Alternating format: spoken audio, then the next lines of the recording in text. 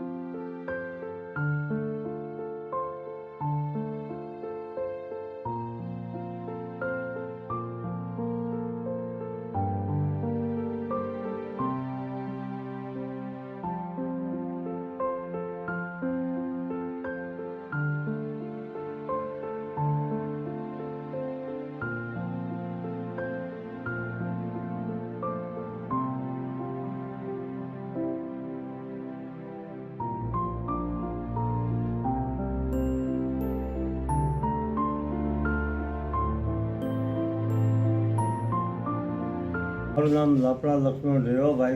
હું આમ તો ગોવાળ કોલમાંથી આવું છું. અમારા ઓલામાં હજી સુધી કોઈ આર્ટિસ્ટ કેવો થયેલો નથી, પણ મેં ફાઇન આર્ટમાં 30 વર્ષ નોકરી કરી.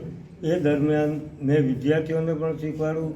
એ સાથે સાથે પણ હું પણ જે કાંઈ કામ કરતો એ કામના આધારે મારા ગુરુ આરવી ચૌહાણે મને જે કાંઈ સમજણ આપેલી, જે કાંઈ એમની પાસેથી હું શીખેલો, એ એક વસ્તુને ધ્યાનમાં રાખીને હું મારી રીત પ્રમાણે મારી એક નવી શૈલી ઊભી થાય અને એ માટે મેં વાસુદેવ સ્માર્ટ, ખોડીદાસભાઈ પરમાર, પ્રતાપસિંહ જાડેજા આવા કલાકારોના ચિત્રોનું ખૂબ નિરીક્ષણ કરી અને મેં મારી જાતે એક નવી મારી રીત પ્રમાણેનું એક ડેકોરેટિવ ફોર્મ પહેલાં તો મેં માનવ આકૃતિ માટેનું તૈયાર કર્યું. ત્યાર પછી મને એમ લાગ્યું કે આને વિષયોની અંદર લેવા માટે આની સાથે બીજી પણ અનેક વસ્તુઓ જેવી કે ઇમારતો છે, પછી ઝાડ છે, પશુ પક્ષી પ્રાણીઓ, એ બધાના ડેકોરેટિવ આકાર કરવાની જુદી જુદી રીતે મેં શરૂઆત કરી અને એનો ઉપયોગ કરીને મેં મારી રીત પ્રમાણે કમ્પોઝિશન તૈયાર કર્યા. મારી કમ્પોઝિશનની ખાસ ખાસિયત એ છે કે મને સ્પેસ છૂટી મૂકવી બહુ ગમે છે અને મેં મારા ચિત્રોમાં બને ત્યાં સુધી તમને ખાલી સ્પેસ વધારે જોવા મળશે. મારા બધે એકબીજા આકારો એકબીજાને જોડી અને એક આખું કમ્પોઝિશન ઊભું થાય એ રીતનું મારી કમ્પોઝિશનની એક રીત છે. અને મને એ કમ્પોઝિશનની અંદર જુદી જુદી રંગ શ્રેણીઓની રીત પ્રમાણે જુદા જુદા રંગો મેળવી જુદી જુદી રંગ શ્રેણી કરવાનો મને બહુ જ આનંદ થાય છે અને એ વસ્તુને હું એમાં રજૂ કરું છું. મારા આ વિષયોની અંદર અમારા ખરી રીતે ઈશ્વર ઈષ્ટદેવ કહીએ તો કૃષ્ણ છે, એટલે મારા વિષયોની અંદર વધારે પડતા કૃષ્ણના પ્રસંગો અને ગ્રામ્ય જીવનના પ્રસંગો મેં વધારે લીધેલ છે. મારું જે કાંઈ કામ મેં અહીંયા રજૂ કરેલું છે એ મારી અત્યાર સુધીની જે કાંઈ કલાની સાધના છે એનો એક નિચોડ છે.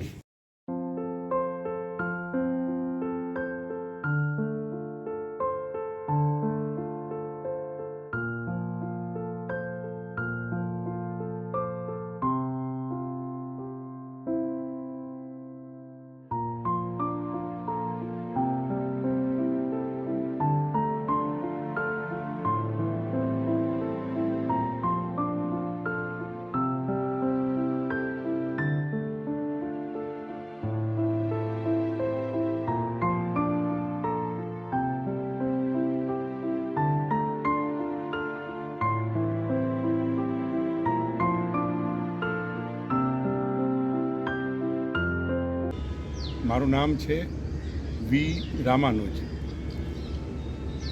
મૂળ વતન મોરબી, ચિત્રકાર પિતા માતા પરિવારમાંથી આવેલ અને પહેલી વખત જે કલાના અભ્યાસ માટે જવાનું થયું એ મોરબીની પાસે સૌથી પહેલું સ્થાન હતું સુરેન્દ્રનગર વઢવાણ. એક ફાઇન આર્ટ્સ કોલેજમાં દાખલ થયા. બીજી કોઈ ખબર નહોતી, પણ ત્યાં જે કોઈક વિદ્યાર્થીએ કીધું કે અહીંયા જે આ લાપડા સાહેબ છે ને એનાથી જરા સાચવવું, બહુ કડક છે. એટલે આપણને એમ કે હશે કડક. દાખલ થયા પછી ખ્યાલ આવ્યો કે કડક જે રીતે હતા એની કડકાઈ હતી જેમ મા પોતાના બાળક માટે કડક હોય એવા વાત્સલ્યપૂર્ણ એમની કડકાઈ હતી. અને આજે એ અનુભવને જોતા એવો ખ્યાલ આવે છે કે એમનામાં જે વાત્સલ્ય પણ હતું એ વિદ્યાર્થીને પોતાનો મારો વિદ્યાર્થી કહેતા અને એવું કહેતા કે મારો વિદ્યાર્થી ભવિષ્યમાં ક્યાંય પાછો ન પડવો જોઈએ, જે ક્ષેત્રમાં જાય ત્યાં એ સફળ થાય. અને બીજું ખાસ એ કહેતા કે આ છોકરાઓને ખબર નથી કે એના મા બાપ કેટલી મહેનત અને કરકસર કરી અને છોકરાઓને કોલેજમાં ભણવા મોકલતા હોય છે. કારણ કે એમની એક એક દિવસ એક એક કલાક અતિ કિંમતી છે. 2 વર્ષ તો ક્યાં જતા રહેશે ખબર નહીં પડે. એટલે એ જે વિદ્યાર્થીઓ કામ કરવા ઈચ્છતા હતા એવા વિદ્યાર્થીઓનો એક સમૂહ બની ગયો. અને વિદ્યાર્થીઓ કોલેજ છૂટી જાય તો એને કહેશે કે જેને વધારે આ શીખવાનું હોય ચિત્રમાં એ લોકો રોકાજો. એટલે એ રોકાય. ઘણાને જમવાની સમસ્યા હોય કે જમવાનું ગોઠવી આપે. અને કોલેજ બંધ કરવાનો સમય થાય રાત્રે તો કહે છે તમે જાઓ, હું તમારે ત્યાં ઘરે આવીશ. એટલે પોતે પોતાનું ટિફિન લઈ અને વિદ્યાર્થીઓ પાસે આવે.